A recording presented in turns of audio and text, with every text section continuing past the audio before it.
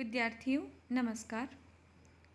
तर्क संग्रह के आज के इस वीडियो में हम विभाग परत्वापरत्व के बारे में जानेंगे। इससे पूर्व हमने संयोग के बारे में पढ़ा था। संयोग के जो बिल्कुल उलट होता है वह कहलाता है विभाग। यह तो आप सभी जानते हैं। विभाग तभी होगा जब पहले संयोग हो चुका हो। जब संयोग का नाश होगा तभी विभाग होगा। इसीलिए इसकी परिभाषा में लिखा है संयोग नाशको गुणो विभागः सर्वद्रव्य वृत्ति ही। संयोग का जो नाशक है यानी नाश करने वाला है, ऐसा गुण ही विभाग कहलाता है। यह सर्व यानी सभी, द्रव्य यानी द्रव्यों में, वृत्ति यानी रहता है। इसके जो लक्षण हैं इसके बारे में हम एक बार प्रत्यक्ष विधि से इसकी परीक्षा कर लेते हैं कि इस लक्षण को अगर यही कहते कि संयोग नाशको विभागः, यदि इतना ही लक्षण करते तो कालादौ अतिव्याप्ति वारणम, तो काल में अतिव्याप्ति हो जाती इसकी, उसके वारण के लिए ही यहाँ पर गुण पद को रखा गया है। कैसे हो जाती काल में अतिव्याप्ति? संयोग नाशको विभागः, संयोग का नाश करने वाला ही विभाग होता है। तो संयोग का नाश यदि किसी विशेष काल में होता है या जिस किसी काल में संयोग का नाश हुआ है उस काल में भी उस विभाग का लक्षण जाने लगता। कल्पना कीजिए कि आपके हाथ में इस समय मोबाइल है, आपने उसको उठाकर नीचे रख दिया। आपके हाथ से नीचे रखने से आपके हाथ और मोबाइल का जो संयोग था उसका विनाश हुआ। जिस क्षण में, जिस काल में इसका विभाग हुआ है वह उस काल में इस संयोग नाशक होने से, मतलब वह काल संयोग का नाशक होने से उसमें विभाग का लक्षण जाने लगता। अब चूंकि काल जो है वह गुण नहीं है, इसीलिए काल में उसका लक्षण ना जाए विभाग का, इसके लिए यहाँ पर संयोग नाश को गुणों विभागः गुण पद को दिया गया है। यानी काल के लक्षण में विभाग का लक्षण की अधिव्याप्ति नहीं हो, इसीलिए यहाँ पर गुण पद रखा गया है, क्योंकि जो काल है वह गुण नहीं है। तो ये बात हमने पहले भी कई बार की है कि काल जो होता है सभी के लिए साधारण कारण होता है, क्योंकि कोई भी वस्तु जो उत्पन्न हो रही है अथवा उसका विनाश हो रहा है उस समय कोई ना कोई काल तो रहता ही है। तो काल में लक्षण जाने लगता है, तो उसकी अतिव्याप्ति के वारण के लिए गुण पद अथवा कई प्रकार के पद वहाँ पर दिए गए हैं। अब कहते हैं कि अगर गुणों विभागः, कि गुण ही विभाग होता है, ऐसा लक्षण कर देते तो रूपादौ अतिव्याप्ति वारण, रूपादौ अतिव्याप्ति, तो रूप आदि में अतिव्याप्ति होने लगती, क्योंकि गुण तो वे सभी हैं। रूप, रस, गंध, स्पर्श, संख्या, परिमाण, संयोग, इतने जितने भी ये सब जो भी हैं ये सब क्या हैं? गुण हैं। तो अगर गुणों को ही विभाग कहने लगते तो जितने भी गुण होते वे सभी विभाग की श्रेणी में आ जाते, तो विभाग के लक्षण में उन सब की अतिव्याप्ति होने लगती। तो उस अतिव्याप्ति को रोकने के लिए यहाँ पर संयोग नाशकः शब्द को दिया गया है। अब जिस प्रकार से हमने संयोग के अंदर कई प्रकार के पढ़े हैं, संयोग के कई प्रकार पढ़े हैं, उसी प्रकार यहाँ विभाग के भी विभाग हैं। जैसे हमने वहाँ अन्यतर कर्मज संयोग पढ़ा था, उभयतर कर्मज संयोग पढ़ा था और संयोगज संयोग पढ़ा था, वैसे ही यहाँ पर कर्मज विभाग और विभागज विभाग पढ़ेंगे। कर्मज विभाग क्या है? हस्तक्रियया हस्तपुस्तक विभागः, हाथ की क्रिया के द्वारा हाथ और पुस्तक का विभाग होना। जैसे आपके हाथ में पुस्तक है, आपने दूसरे हाथ से अपने हाथ में रखी हुई पुस्तक को हटा लिया, तो हाथ की क्रिया के द्वारा हाथ और पुस्तक के बीच में विभाग हो गया। तो यह क्या कहलाएगा? कर्म से, यानी किसी क्रिया से उत्पन्न होने वाला विभाग।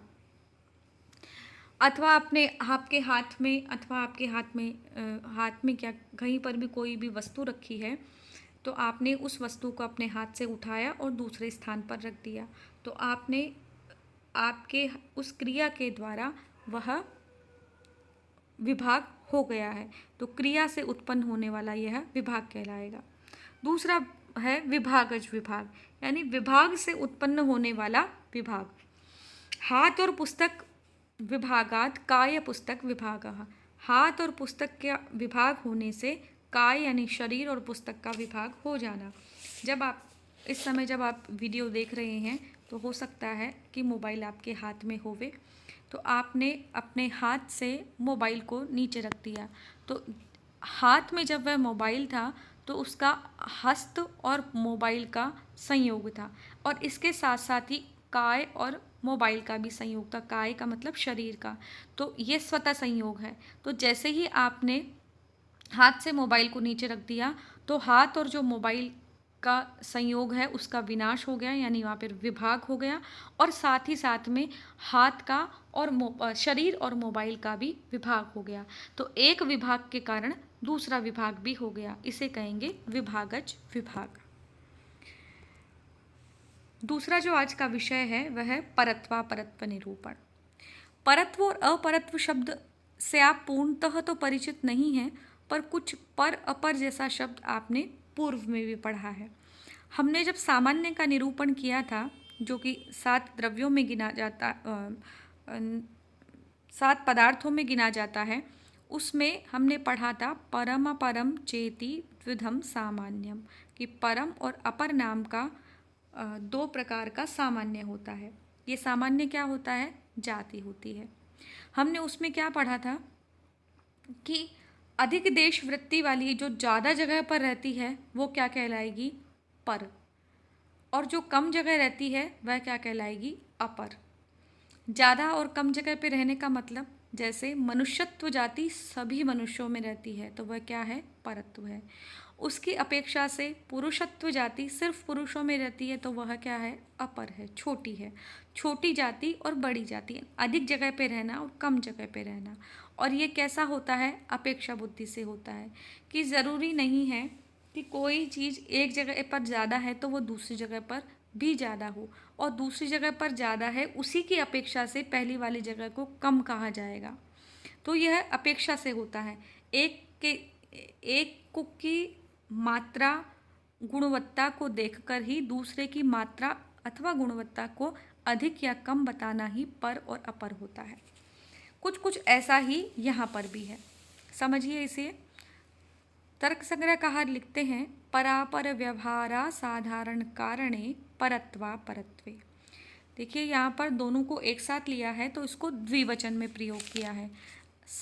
असाधारण कारणे परत्वा परत्वे, जैसे लता लते कारणम कारणे कारणानि, वैसे ही परत्वम परत्वे परत्वानि। तो यहाँ द्विवचन में, ये नपुंसकलिंग शब्द है परत्वम और अपरत्वम, तो इसका द्विवचन प्रयोग किया, असाधारण कारणे परत्वा परत्वे। ठीक है, फलम फले फलानी की तरह। तो फले शब्द जैसे द्विवचन का है, बिल्कुल परत्वा परत्वे भी द्विवचन का है। तो पर और अपर के व्यवहार का जो असाधारण कारण है वह परत्व और अपरत्व है। कहाँ कहाँ रहता है? पृथिव्यादि चतुष्टय और मनोवृत्तिनि। पृथ्वी, जल, तेज, वायु, इन 4 में, और मनोवृत्तिनि और मन में रहता है। अब ऐसा क्यों कहा गया है? देखिए, आकाश, काल, दिशा, आत्मा, ये चारों तो क्या है? विभू पदार्थ हैं, और विभू होने की वजह से ये कम और ज़्यादा हो ही नहीं सकते कि इस स्थान पर आकाश ज़्यादा है, इस स्थान पर आकाश कम है। ऐसा है ही नहीं, क्योंकि आकाश तो विभू है। तो ते द्विविधे, ये दोनों जो हैं ये कैसे हैं? 2 प्रकार के हैं, दिक्कृते कालकृते च, यानी या तो दिशा के हिसाब से और एक काल के हिसाब से, ये 2 प्रकार के हैं।